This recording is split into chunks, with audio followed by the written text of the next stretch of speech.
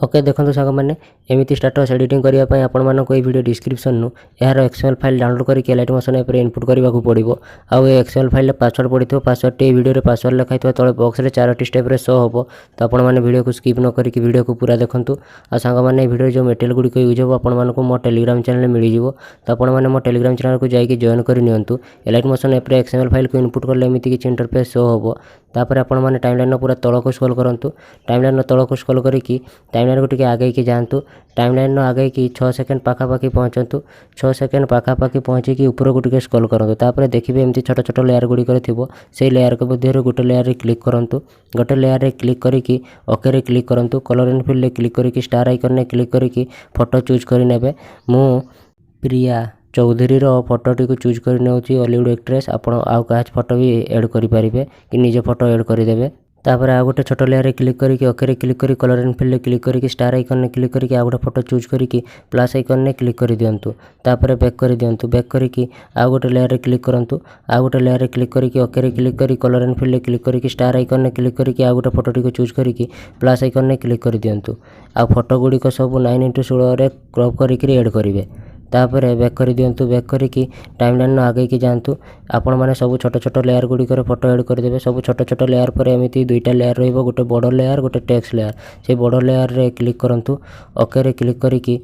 colour and fill रे click करंतु colour and fill रे क्लिक करके स्टार आइकन रे क्लिक करंतु तापर फोटो चूज कर नियंतु फोटो चूज करके प्लस आइकन रे क्लिक कर दियंतु तापर बैक कर दियंतु बैक करके आउ टे टाइमलाइन को आगे की जातु पुणी थे देखिए टेक्स्ट लेयर गोटे आ गोटे फोटो लेयर थी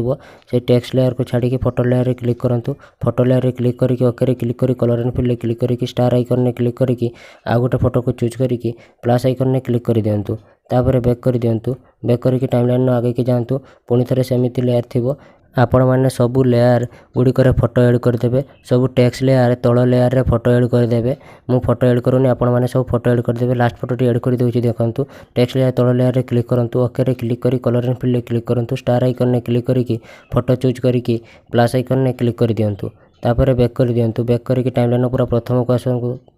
टाइमलाइन पूरा प्रथम को आसंतु टाइमलाइन पूरा प्रथम को आसिकी देखिए एमती किसी इंटरफेस शो हम स्टाटस वीडियो गीत एड करने को पड़ो गीत एड करने प्लस आइकन रे क्लिक करूँ तापर ऑडियो रे क्लिक करूँ ऑडियो रे क्लिक करके व्यू ऑल रे क्लिक करूँ व्यू ऑल रे क्लिक करें एल्बम रो ऑप्शन बाहर एल्बम रे क्लिक करूँ तापर जो एल्बम रे गीत रखिंट से एल्बम को चूज करके गीत साइड रे प्लस आइकन थी प्लस आइकन रे क्लिक कर दियंतु तापर देखिए किछि लेयर गुड़िक आखि चिन्ह रे गार अच्छी से लेयर गुड़िक हाइड अच्छी आपण मैंने आखि चिन्ह रे क्लिक करके गोटे पर गोटे सबू लेयर गुड़िक अनहाइड करदेवे सबू लेयर गुड़िक आपण मैंने आखि चिन्ह रे क्लिक करके गोटे पर गोटे अनहाइड करदेवे सबू फोटो लेयर आउ